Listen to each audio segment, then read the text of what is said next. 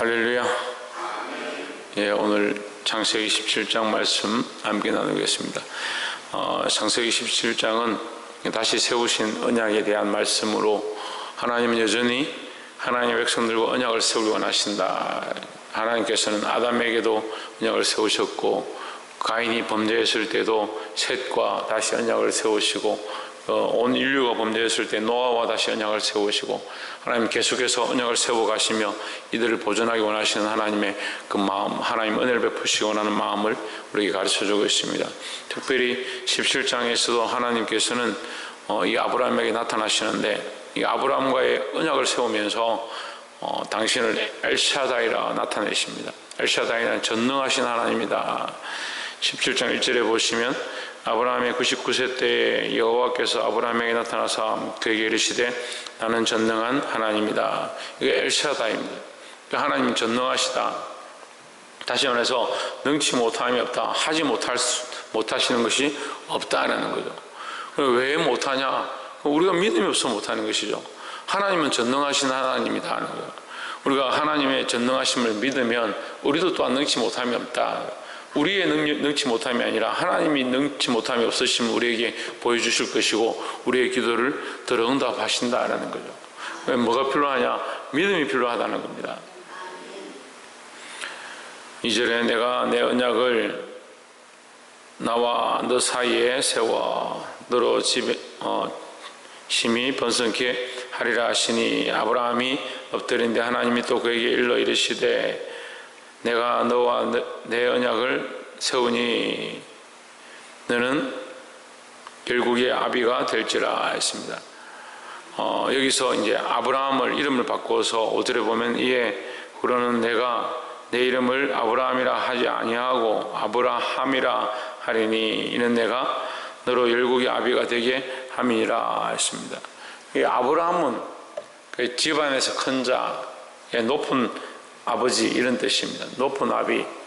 그러니까 이 족속 중에 이 아브라함이 끌고 다니는 이 백성들 중에 거기서 이제 제일 높은 사람이니까 이 족속의 아비였습니다.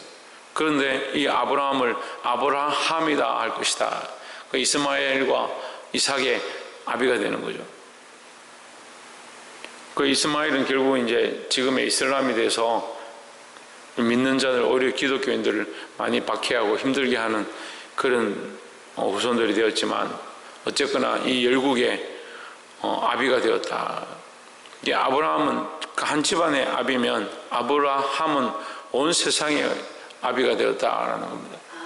우리가 하나님 알지 못했을 때는, 그리스도를 알지 못했을 때는, 십자가를 알지 못했을 때는 나 혼자 살고 나 혼자 구원받고 나 혼자 잘 먹고 잘 살면 된다라고 생각했지만 주의 십자가를 알고 예수님의 피 흘리심을 알고 하나님 나라를 알기 시작하면 이렇게 있을 수 없는 겁니다. 그러면 나로 말미암아 온 세상이 변화되어지고 나를 만나는 많은 사람들이 하나님 알고 그리스도를 알게 하는 그런 역할들을 해야 합니다. 하나님 우리가 멈춰있기 원하시는 것이 아니라 우리가 통로가 되어지고 우리로 말미암아 온 세상 사람들에게 이 구원의 은혜가 흘러가고 그들이 그 구원의 은혜를 맛보고 주님 앞에 우리로 통해서 그리스도 앞에 나아가게 되는 그런 열국의 아비의 역할을 하기 원하신다라는 겁니다. 여전히 아브라함처럼 자신의 삶에 매여서 99세가 되어서 이제 가능성이 없다. 인간이 할 수 있는, 생산할 수 있는 일은 이제 끝났다라고 생각하는 그런 모습 가운데 멈춰있지 말고 아브라함의 자리에 이제 들어가서 우리가 이 거룩한 복음을 흘려보내고 영적 생명들을 낳는 저와 여러분 되기를 주의 이름으로 축복합니다. 두 번째는 9절에 하나님이 또 아브라함에게 이르시되 그런즉 너는 내 언약을 지키고 내 후손도 대대로 지키라. 너희 중 남자는 다 할례를 받으라. 이것이 나와 너희와 너희 후손 사이에 지킬 내 언약이니라 했습니다. 이 언약이 뭐냐면 11절에 너희는 양피를 베어라. 이것이 나와 너의 사이의 언약의 표징이니라 했습니다. 양피를 벤다. 이것을 할례라고 했죠. 이 양피를 베어서 이게 베어버린다, 벗겨버린다 이 말이에요. 보지 못했던 것들을 잘라서 보게 한다. 우리가 예수님을 몰랐을 때는 보지 못했습니다. 영적 세계도 바라보지 못하고 천국도 바라보지 못하고 볼 수 없는, 그런데 예수님을 알고 십자가를 알고 그 피 흘리심을 알면 우리에게 뭐가 임하느냐? 구속의 은혜가 임하는 겁니다. 하나님 나라의 구원의 은혜가 임하는 겁니다. 그러니까 보지 못했던 것들을 베어내서 보게 하는 것처럼 세례도 그런 모습들입니다. 우리가 세상에 매여서 죄에 매여서 보지 못했던 것들을 보게 하시고, 십자가의 피로 말미암아 우리를 성령의 세례 받게 하심도 보지 못했던 것들을 보게 하시는 것들이다라는 겁니다. 사람들은 성령의 은혜 하면 현상적인 것들을 자꾸 쫓아갑니다. 그러다 보니까 실수를 하는 겁니다. 우리가 육신을 위해 사는 게 아니라 영을 위해 사는 겁니다. 이 육신이 눈을 떠서 영적인 시각들을 보게 하는 거죠. 그러니까 성령의 임하심도 우리가 보지 못했던 이 육신의 몸이 영적 시각들을 뜨고 하나님 뜻을 보기 시작하는 게 정말 성령의 역사고, 그렇게 해서 우리가 이 땅의 소망을 가지는 게 아니라 보이지 않는 하나님 나라의 소망을 가지는 것이 하나님 원하시는 마음인데, 자꾸 이것을 오해하니까 어떻게 하느냐? 성령의 은혜를 받으면 특별한 증상이 나타나고 현상이 나타나야 된다, 나에게 육체적인 표시가 나야 된다 해서 육체를 흔든다든지 소리를 지른다든지 이렇게 하는 것이 성령의 세례받은 모양인 것처럼 착각하는 겁니다. 물론 제가 그것을 부인하는 건 아닙니다. 우리가 성령의 은혜가 강하게 임하면 우리 육신을 가만히 둘 수 없고 기뻐 뛰고 찬양하고 몸을 흔들고 이 영적인 변화들이 육체의 모양으로 나타날 수 있습니다. 하지만 중요한 것은 그런 게 아니에요. 제가 이제 열방대학교, 제주도에 있는 열방대학에 한번 아이들 데리고 갔었는데, 거기 가서 잠시 기도를 하고 싶다 하니까 거기 있는 분들이 그 아이들 데리고 들어가면 충격을 받아서 안 좋을 수 있다 그래요. 왜 그렇습니까? 그러니까 거기 들어가면 기도를 하는데 이상한 사람들이 많아서 자기들 입으로 이상한 사람들이라, 그 아이들이 놀랄 수 있다 그래요. 괜찮습니다. 우리 아이들 훈련이 돼서 괜찮습니다. 들어가니까 이제 이게 이만한 이제 홀이 있는데 이제 불을 조금만 켜놓고 여기서 기도를 하는데, 어떤 사람은 춤을 추고 어떤 사람은 걸어다니고 어떤 사람은 뛰고 어떤 사람은 이상한 소리를 막 지르고 그렇게 기도를 하는 거예요. 근데 그런 현상에 주목하면 이상한 거죠. 근데 현상에 주목할 필요가 없습니다. 영적인 부분에 주목하면 그들이 하나님의 은혜를 맛보기 시작하니까 성령이 역사하시니까 그런 육신의 모양들이 나타난다. 그럼 각양 자기의 모양을 따라서 그렇게 하는 것 뿐이지, 중요한 건 뭐냐? 성령의 역사가 있고 하나님을 만났다라는 게 중요한 거죠. 그러니까 우리가 이것을 벗어버리는 것, 이것을 배워버리는 것, 세상의 습관과 세상의 생각들을 잘라버리는 것이 중요하지, 이전에 해왔던 그 습관들을 끊어버리는 것이 중요하지, 겉으로 보여지는 것들이 중요한 게 아니다라는 거죠. 그래서 다시 말씀드리면 제가 필요 없다라고 하는 건 아닙니다. 그래서 세례가 필요 없고 할례가 필요 없고 그런 의미는 아니에요. 하지만 더 중요한 것은 뭐냐? 하나님과의 언약의 관계가 중요한 거죠. 할례를 배웠기 때문에 언약의 관계다. 그러면 여인들이, 예수님의 족보에 나오는 5 여인들은 무슨 할례를 받았냐? 그렇지 않죠. 하지만 예수님의 족보에 나오고 하나님께서 그들을 통해서 축복의 길이 되어지도록, 축복의 통로가 되어지도록 그들에게 은혜를 베푸셨습니다. 그러니까 이 형식들이 중요한 게 아니다는 거죠. 필요 없지 않지만 이것이 그들에게 표가 되어지고 이것으로 말미암아 기억하게 하는 바, 하나님과의 언약을 기억하게 하는 바, 이 표가 되어지지만 이것이 핵심이 아니라 뭐가 핵심이냐? 하나님과의 관계가 핵심이고 하나님께서 우리에게 주신 이 언약이 핵심이고, 그것을 우리 마음에 품고 우리 중심에 새기고 있는 것이 정말 중요한 것이다 라는 거지. 그래서 사람들은 그런 거 가지고 싸웁니다. 성찬식을 하는데 카스테라를 어떻게 잘라서 떡을 정말 가져와야 되느니, 또 어떤 분들은 직접 집에서 우유를 넣고 카스테라를 만들어서 냉동실에 보관했다가 성찬식에 가져오는, 그런 게 참 좋다, 중요하다. 좋죠. 나쁘지 않습니다. 그래서 제가 못 쓴다, 하지 말라는 게 아니라 더 중요한 것은 뭐냐? 그런 것이 다 안 된다 하더라도 우리의 중심을 온전히 하나님 앞에 드리는 것이 더욱 중요하고 더욱 필요하다라는 거죠. 또 마지막으로 15절에 보시면 하나님이 또 아브라함에게 이르시되 내 아내 사레는 이름을 사레라 하지 말고 그 이름을 사라라 하라. 16절에 내가 그에게 복을 주어 그로 내게 아들을 낳아주게 하며 내가 그에게 복을 주어 그로 열국의 어미가 되게 하리니 민족의 요랑이 그에게서 나오리라 했습니다. 자, 여러분, 이런 사라의 축복을 받고 아브라함의 이 사라의 축복을 받고 아브라함의 축복을 받는 자들이 되기를 소망합니다. 사라도 나의 여왕이다 이런 뜻이에요. 그러니까 아브라함이 이 사라를 나의 여왕이다 그렇게 생각하는 거예요. 나의 공주다 이렇게 생각한다는 거죠. 근데 그 이름을 사라라 할 것이다. 한 집안의 공주고 한 집안의 그냥 큰 아비고 그랬던 자들을 열왕의 아버지로 열국의 어미로 세워주시는 하나님의 축복이 있다라는 거죠. 이것은 하나님 우리에게 주시는 축복입니다. 오늘날 누구나 그리스도를 믿는 자는 열왕의 어미가 되어지고 열국의 아비가 될 줄 믿습니다. 그런 영적 믿음을 가지고 우리가 그런 거룩한 영향력들을 끼치고 살아야 된다는 거죠.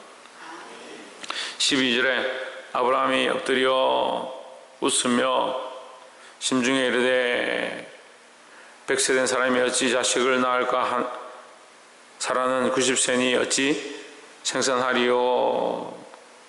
아브라함이 이에 하나님께 이르되 이스라엘이나 하나님 앞에 살기를 원하나이다.